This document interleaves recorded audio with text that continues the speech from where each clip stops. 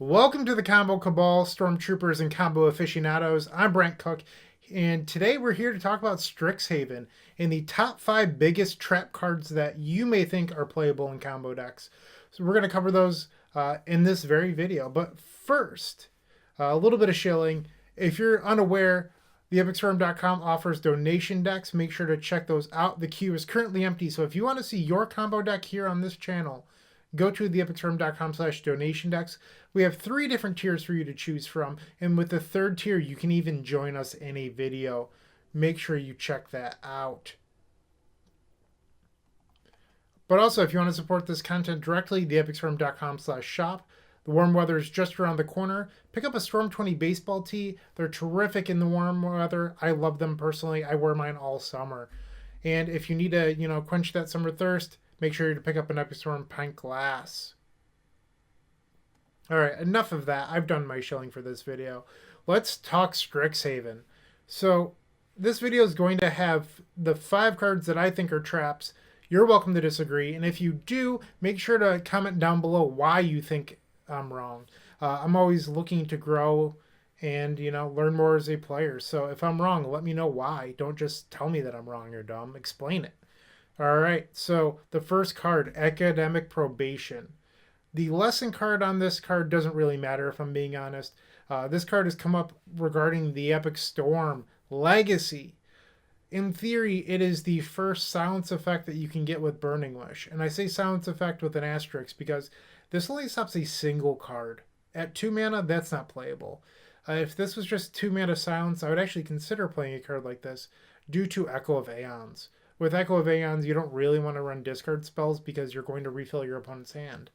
Well, the reason that Academic Probation doesn't work is, you name Force of Will, you shuffle your opponent's hand into their deck, they draw 7. They have Force of Negation. Force of Negation is the same reason that Cabal Therapy is no longer playable. Name a card is the issue with this. We don't want to have to name anything. And I think that's where Academic Probation falls short. I'm not sure if this card is being talked about in other formats. I've mostly seen it in regards to Legacy with Burning Wish. I think that this card it's not quite good enough, but most of you already knew that. As this video goes, the cards will become more and more trap-like. I'd like to believe that most of you know that this card wasn't playable, but I still wanted to squash that rumor that it was. All right, so I hope you're ready for the next one. Culling Ritual. This card's a little bit more deceiving because on its surface level, it appears to be somewhat playable. Think of all the mana it can possibly generate. You blow up your opponent's Thalia, their Aether Vial, their Stoneforge Mystic, all this good stuff. And then you add a bunch of mana into your combo.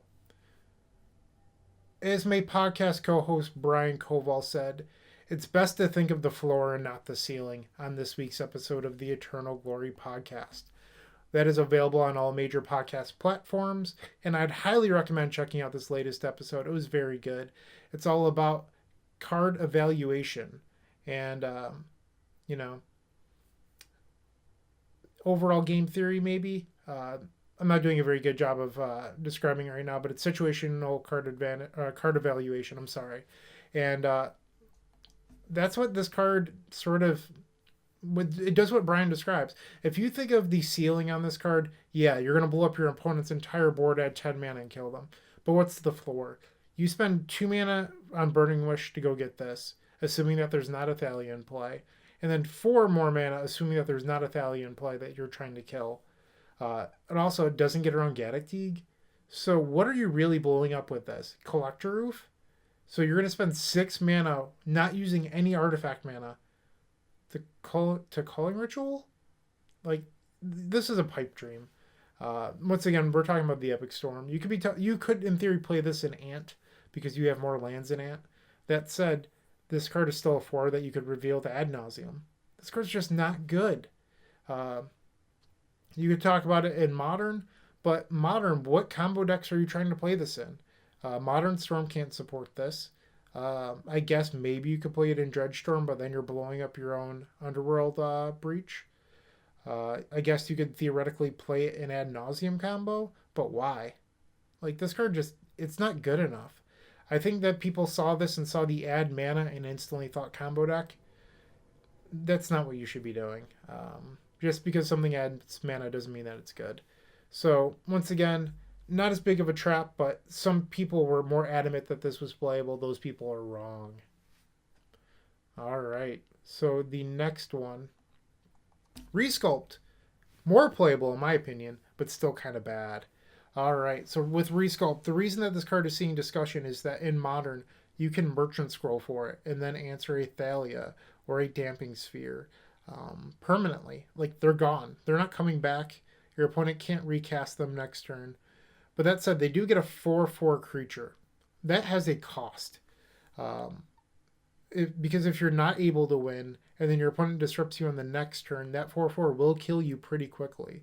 So why would you run this over, I don't know, Echoing Truth? That's a very real question. Is the answer permanently that important? I don't think so. I'd rather not give my opponent a 4/4 to kill me with. Is it better than Repeal? No, and I don't even like Repeal. I'd run Perilous Voyage before I played this card. This card is not good enough. And if you're trying to trick yourself into believing that it is, you're wrong. I'm sorry.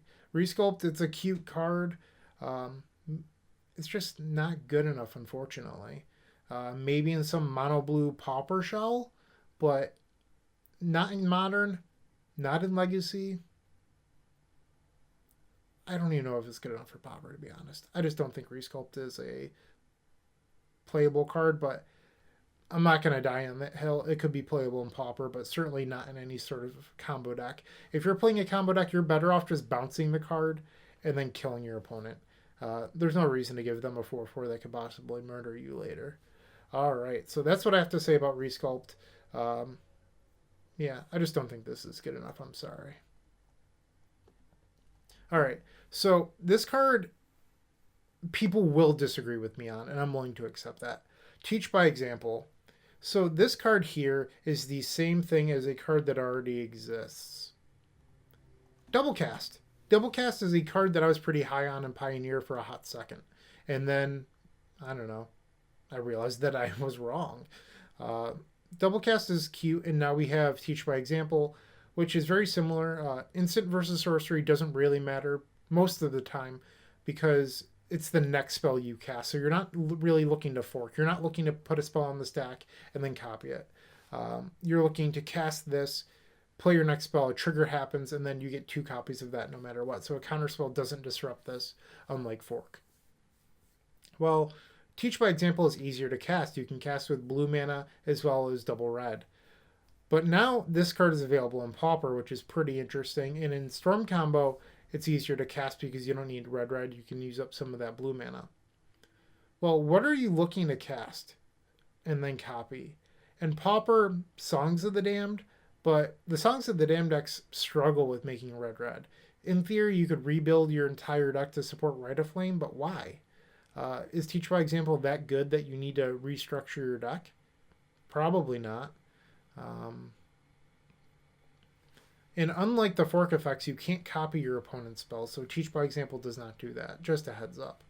So the best thing you can possibly do in Pauper is copy songs, and I don't think that's good enough. In Modern Storm Combo, this doesn't get reduced by Brawl or a Goblin Electromancer, so you're looking to spend 2 mana to possibly make 3 with the Ritual, break even with Manamorphose, or copy Gifts and Given. I'm not seeing why this is worthwhile. A lot of people in the Storm community are pretty high on this card, and I just don't see it. So if I'm missing something, tell me why. I would like to know because I think this card stinks. I wouldn't play Doublecast in Pioneer. I'm certainly not playing it in Modern or Legacy. And I think that Pauper actually has a higher power level than a few of those other formats. Like, Pauper's pretty degenerate. So I just don't think Teach by Example is going to make the cut. I'm glad to see that Doublecast got a slight upgrade. But this card just isn't it. I'm sorry. All right, so I expect a lot of people to disagree with me on this one. Rowan, Scholar of Sparks, and Will, Scholar of Frost. Well, these cards do the same thing. Instant and sorcery spells cost 1 less to cast. So it has the effect of Goblin Electromancer and Burrell. But then on top of that, it comes with an additional effect. So um, you can ping your opponent and then draw cards pretty much with the front half of Rowan. And then the back half you can draw too. I'm sorry, it deals damage on the front. I'm sorry, deals damage. Trying to remember off the top of my head. So it deals damage, and then the back half draws two. Well, people are talking about this over Burgie, and I'll show Burgie in a second. Um, but the big thing that people knock Burgie on is that it's not fast enough. But somehow Rowan's better. Why? Or will? I don't see it. So the front half of Burgie is pretty similar to Rowan. They both would die to a burn spell. However, creatures attacking Rowan kills her. Creatures attacking Burgie, you can opt not to block. Burn spells, like I said, will often kill both. And then the back half. So both back halves are 5 mana. And the back half of Will, in my opinion, doesn't stand even close to Burgie / Horn. So you just draw 2 cards. Well, with Burgie, and I will now show Burgie, unfortunately, I forgot to put the back half of Burgie on here, so forgive me. But the back half says discard a card, reveal the top 2 cards of your deck. You may cast those cards this turn from exile. Well, with Burgie, the back half beats Veil of Summer and it beats Graveyard Hate. Rowan? Let me go back. There we go. You just draw 2 cards. This card does not beat Veil of Summer and it doesn't beat Graveyard Hate. So why is that better? Like, I just don't see it. But the Modern Storm community's already dismissed Burgie for some bizarre reason. Mitch and I will keep on playing this card because it's terrific. Burgie, not this crap card. But, like, this doesn't actually answer anything. So people were so angry when we discussed shaving a Goblin Electromancer to play Burgie. But yet these same individuals are so excited to play this Planeswalker. I really, really don't understand it. This card is not good enough for Modern Storm. It's not even good enough for Pioneer, in my opinion. I would play Burgie over this. So this is the biggest trap card in the set, in my opinion, for combo players. Don't play this card. It's not worth it. I know that a lot of you are probably pretty upset with me right now. Sorry, but this card's not good. The sooner you accept it, the better off you'll be. And I have a bonus for you. The next card is a card that I am praying is not a trap, Witherbloom Command. I am so excited to test this card in Legacy. It becomes available on Magic Online April 15th. I'm going to try to get my hands on one pretty quickly and record a video for you all. Alex McKinley is releasing an article this week on Witherbloom Command. I hope you all enjoy it, but I cannot wait to start testing this card. I'm going to be really sad if it's a flop. I've had people bring up to me that 3 mana for Burning Wish to beat Thalia into 3 mana for Witherbloom Command is a little bit of wishful thinking. Well, it would get rid of a Chalice of the Void or a Deafening Silence on top of that Thalia. So that's where I see the value in a 6 mana line. If I'm willing to 2 for 1 with resources being the cost, I think I'm willing to take that exchange. This is an additional answer for Chalice of the Void. Let's say you can't afford to Pulverize, Witherbloom Command is on the menu. And it can even get back a fetch land or drain some life if you need it. I think that's pretty interesting. So I cannot wait to start testing Witherbloom Command. I think it's going to be good. Hopefully I'm not wrong. I'm really, really hoping this card's not a trap. And thanks for watching this. I don't really make this sort of content too often. So if you liked it, let me know. And if you disliked it, tell me why. Maybe I won't make this sort of stuff anymore. But I'm hoping that you enjoyed it. Something a little bit different from just League play. And yeah, I hope you enjoyed this video. Make sure to like, comment, subscribe. We're going for 3,000 subscribers this month. We're about 150 subscribers away. 2 weeks left to go. So it would mean a lot to me if we hit that goal. And I'd appreciate your support. Thank you for watching and have a great day. Hey, Bryant Cook here. I hope you enjoyed this video. If you did, please like and subscribe, but also follow the social media channels down below. If you want to support this content directly, I would recommend going to theepicstorm.com/shop. And if you need a little bit of assistance with the Epic Storm to get to that next level, I would recommend going to theepicstorm.com/tutoring. Don't worry, there's more great content coming right up.